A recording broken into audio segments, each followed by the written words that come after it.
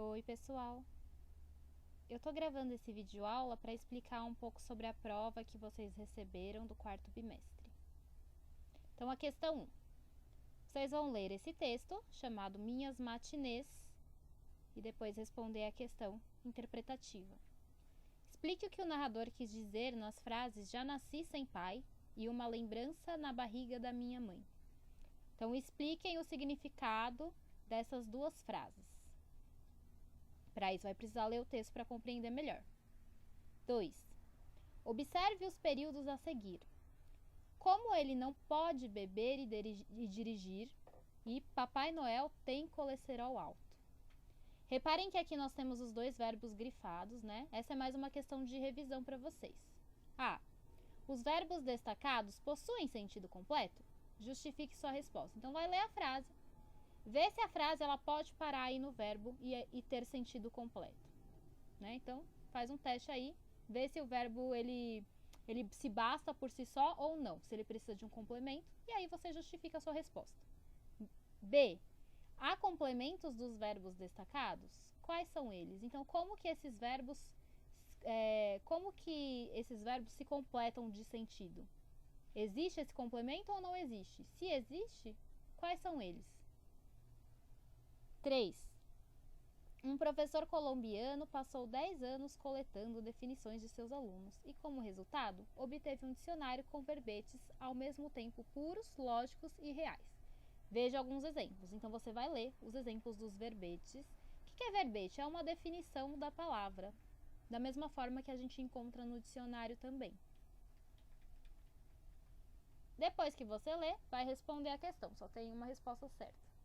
As definições elaboradas pelas crianças mostram: A. Dificuldade do trabalho com o dicionário em salas de aula. B. A divulgação de dicionários específicos para o público infantil. C. A interpretação resultante de experiências pessoais de vida. D. A transição do significado real encontrada nos dicionários. Então, você vai ver qual dessas aqui se encaixa melhor com aquilo que você leu acima. Próximo. Leia o texto e responda as questões. Então, você vai ler o texto O Verde. Depois responder as questões abaixo. 4. Por que a árvore parou de florescer? 5. Por qual motivo a árvore foi morta? E 6. Identifique no texto os elementos da narrativa abaixo. Então, quem é o narrador aí desse texto? É um narrador em primeira pessoa? Um narrador em terceira pessoa?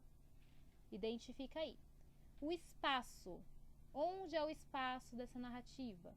E o enredo é os acontecimentos que se passam nessa narrativa. Quais são esses acontecimentos, tá? É isso que vocês vão colocar em enredo. 7. Leia a seguir a manchete de uma notícia publicada no site de um jornal de circulação nacional. Muros de São Paulo são decorados por grafiteiros. A. Quem é o sujeito e quem é o agente da passiva? Então, aí nós vamos ter um sujeito, presta atenção qual que é ele, e qual que vai ser o agente da passiva dessa frase. Depois, B, passe a oração para a voz ativa. Então, percebam que essa frase, ela está na voz passiva, agora vocês vão ter que passar ela para a voz ativa. Ou seja, o agente da passiva vai se transformar em sujeito. 8. Analise o quadrinho a seguir e responda a questão. Feriu-se o pássaro? Sim, o pássaro foi ferido. Cada frase de cada balãozinho é feita por duas estruturas distintas, sendo uma classificada sintaticamente como analítica e a outra classificada como sintética. Explique o motivo de tal classificação em cada uma. Então, o que vocês vão fazer? Vocês vão voltar lá na voz passiva e vão explicar por que uma das frases é analítica e por que outra frase é sintética. As duas estão na voz passiva. Então, olha como que é a estrutura das frases que estão na voz passiva analítica e olha como que é a estrutura das frases que estão na voz passiva sintética. 9. Considere o trecho a seguir. Em entrevista ao Diário Sul, Dudu, que na edição passada não foi escolhido pelos jurados. Então, aqui, ó, o sujeito paciente é Dudu. E o agente da voz passiva é pelos jurados. Quem pratica a ação do verbo escolher? Então, quem que é que escolhe aí no caso, tá? Muito fácil. Só interpretar a frase que vocês já vão saber. Tá bom? Então é isso.